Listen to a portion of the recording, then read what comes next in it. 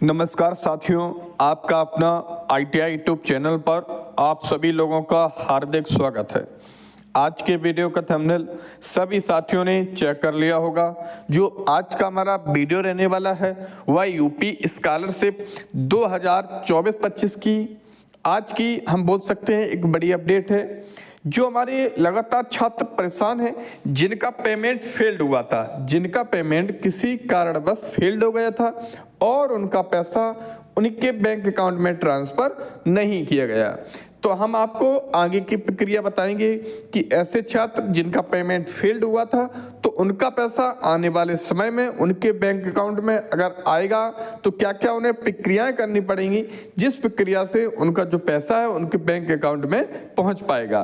प्रयास ये रहेगा इस वीडियो कम समय का रहे लेकिन जानकारी आपके पास सटीक पहुंचे। अगर आपका अपना ITI यूट्यूब चैनल पर पहली बार जुड़े हो तो इस यूट्यूब चैनल को सब्सक्राइब कर लें और वीडियो आपको अच्छा लगे तो अंत में हमारी वीडियो को एक लाइक अवश्य कर दें। चलिए वीडियो स्टार्ट करते हैं। थोड़ा डिटेल्स में चर्चा कर लेते हैं कि ऐसे छात्र जिनका पेमेंट किसी ना किसी कारण से फेल्ड हुआ है। तो सबसे पहले नंबर पे हम बताते हैं जो पेमेंट फेल्ड होने का, जो हमारा पेमेंट है यूपी स्कॉलरशिप का, जो पेमेंट फेल्ड होने का मैनुअली कारण होता है, एक तो हमारी एनपीसीआई होती है, उसके बाद हमारी आधार डीबीटी सर्विस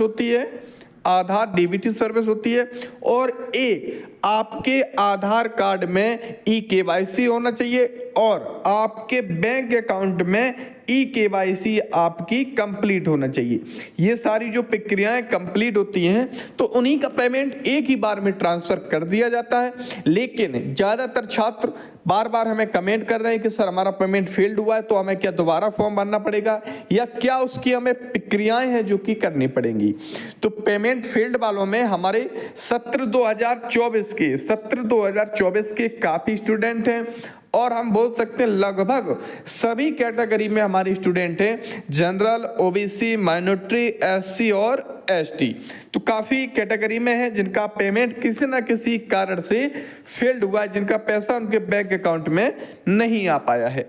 तो सबसे पहले नंबर पर हम होते बताना चाह रहे हैं, आप लोगों को पता होगा लगातार 15 अक्टूबर से, आपको पता होगा 15 अक्टूबर से लगातार जो पैसा है वो ट्रांसफर किया जा रहा है। आप लोगों को पता होगा लगभग 10.5 लाख हमारे ऐसे स्टूडेंट हैं जो वंचित स्टूडेंट हैं, जिन्हें लगभग 300 करोड़ रुपए का स्कॉलरशिप के माध्यम से पैसा ट्रांसफर किया जाना है। तो उसमें कहीं ना कहीं हमारे पेमेंट फेल्ड वाले भी छात्र उसी में शामिल हैं।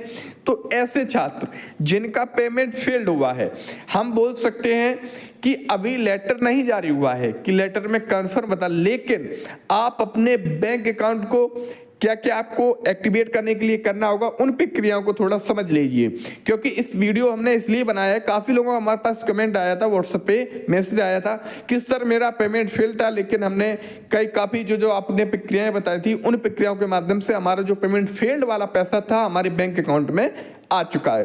तो आप लोगों को भी क्या करना होगा, आप लोगों को सबसे पहले नंबर पर 1076 पर आपको कंप्लेंट करना है और कंप्लेंट में आपको सारी प्रक्रियाएं बतानी है कि सर किसी ना किसी कारण से हमारे बैंक का सर्वर बिजी था, इस कारण से हमारा जो पेमेंट फेल्ड हो गया था। तो आप हमें जो हमारा पेमेंट है वो हमारे बैंक अकाउंट में ट्रांसफर करने के लिए क्या क्या हमें प्रक्रियाएं करनी है तो वो हमें बताएं, या हमारा जो पेमेंट ट्रांसफर किया जाना है उसके लिए हमें वेरीफाई करें या आगे की हमें अपडेट दें। तो पहले नंबर पर 1076 पर कंप्लेंट करना है और दूसरे नंबर पर आपको जो हमारे समाज कल्याण विभाग के जो हेल्पलाइन नंबर होते हैं उन नंबरों पर आपको बात करना। जो हमारे हेल्पलाइन नंबर होते हैं, जो हमारे समाज कल्याण विभाग के हेल्पलाइन नंबर होते हैं अलग अलग डिपार्टमेंट के, आपके ओबीसी के, जनरल के, एससी के, एसटी के, माइनॉरिटी के, वो आपको कहां से मिलेंगे, आपको यूपी स्कॉलरशिप की साइट पर जाएंगे और वहां पर लिख देंगे helpline number UP scholarship site, तो वहां पर आपको वो नंबर अवेलेबल हो जाएंगे। उन नंबरों पर भी आप अपनी शिकायत को कर सकते हैं। अब दूसरे नंबर पर आपको क्या करना होगा, अपने बैंक अकाउंट में एनपीसीआई, अपने बैंक अकाउंट में एनपीसीआई को आपको अपडेट रखना होगा। जब आप अपने बैंक अकाउंट में एनपीसीआई को अपडेट रख लेंगे तो आपका पैसा आने में कोई दिक्कत नहीं होगी। दूसरे नंबर पर जो डीबीटी सर्विस होती है, डायरेक्ट बेनिफिशियरी ट्रांसफर, वो उसके लिए आपको अपने बैंक अकाउंट में ई-केवाईसी को दोबारा से कराना पड़ेगा। ये सभी छात्र इस बात को ध्यान रख लें। भले ही आपने ई-केवाईसी 10 दिन पहले की हो, 15 दिन पहले की हो, लेकिन हम आपको बताना चाह रहे हैं जैसे ही आपकी दीपावली की जो छुट्टियां खत्म हो रही हैं, हॉलीडे खत्म हो रही हैं, उसके तुरंत बाद आप अपनी बैंक में जाकर ई-केवाईसी को एक बार दोबारा से वेरीफाई करवा लें अगर आपकी ई-केवाईसी पेंडिंग में हो। और उसके बाद तीसरे नंबर पर जो सबसे बड़ी बात है, अपने आधार कार्ड में, आप अपने आधार कार्ड में फिंगर से आपका जो एक्टिवेशन होना है वो एक्टिवेट होना चाहिए और बैंक में भी आपका जो फिंगर है वो लगा होना चाहिए। मतलब कुल मिलाकर आप साइबर कैफे की दुकान से अपने पैसे का आदान प्रदान जरूर करें फिंगर के माध्यम से। तो ये सारी प्रक्रियाएं होती हैं अकाउंट को एक्टिवेट रखने की। कभी कभार छात्र क्या करते हैं कि अकाउंट वह केवल यूपी स्कॉलरशिप के लिए ही खुलवाते हैं, तो ऐसे में क्या होता है, उन्होंने अकाउंट खुलवा दिया, फिर ना ही उसमें वो पैसे डालते हैं, ना ही उसकी लिमिट देखते हैं, क्या लिमिट है, कितने पैसे होने चाहिए।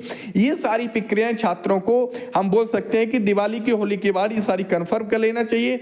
अगर आपका अकाउंट एक्टिवेट रहेगा, अगर आपके बैंक अकाउंट में कोई प्रॉब्लम नहीं रहेगी तो आपका पैसा जरूर आएगा, क्योंकि सरकार ने लगातार 300 करोड़ का जो फंड है वो अवेलेबल करवा दिया है और लगभग 10.5 लाख छात्र जिनका पैसा ट्रांसफर किया जाना है।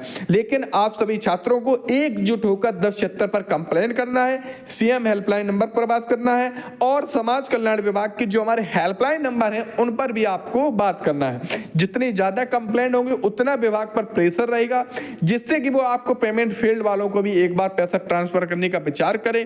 क्योंकि काफी हमारे निर्धन छात्र हैं जो SC ST कैटेगरी के, जनरल OBC माइनॉरिटी कैटेगरी के छात्र जो लगातार हमें कमेंट कर रहे हैं कि सर हमारा अगर फीस नहीं आ पाएगा तो हम यूपी स्कॉलरशिप का लाभ नहीं ले पाएंगे और हम अपने विद्यालय में अपनी फीस जमा नहीं कर पाएंगे, जिससे कि जो उनका कोर्सेज जो कर रहे हैं, जिनका जो कोर्स है वो पूरा नहीं हो पाएगा।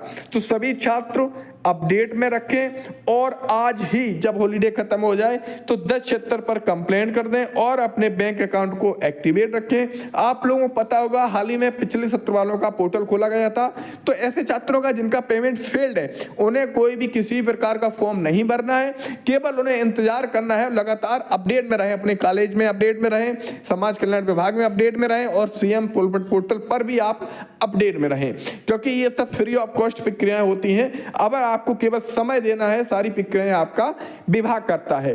तो सभी लोगों ने जानकारी जरूर समझी होगी। जितने भी आपके मन में सवाल चल रहे होंगे वो भी सवाल हमने आपको बताए होंगे।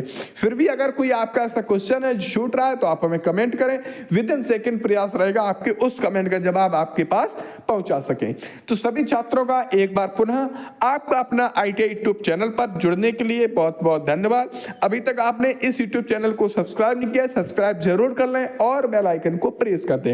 आने वाले समय में यूपी स्कॉलरशिप की छोटी सी भी अपडेट आती है तो सबसे पहले आपको आपका अपना ITI यूट्यूब चैनल पर मिल जाएगी।